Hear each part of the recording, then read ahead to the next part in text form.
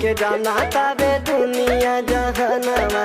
14 अप्रैल लिहले बाबा जी जनमवा। 14 अप्रैल लिहले बाबा जी जनमवा। 14 अप्रैल लिहले भीम जी जनमवा। 14 अप्रैल लिहले।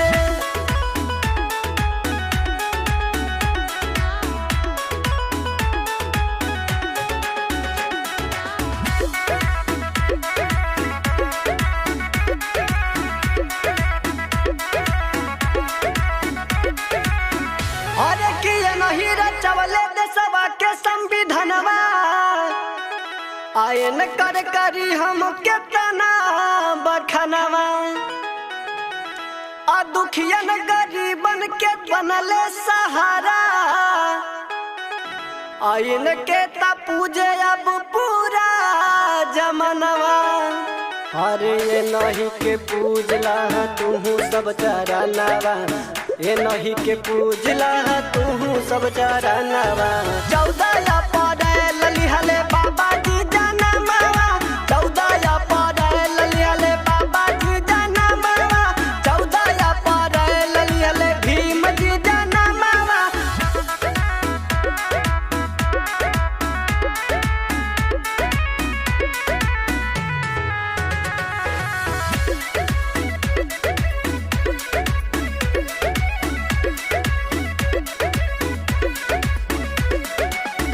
अरे SC ST OBC के देले रहिया देखाई। हर की एक चीजिया हम रची रची बताई। हर की अनुराग नीरज भइले बाबा के दीवाना।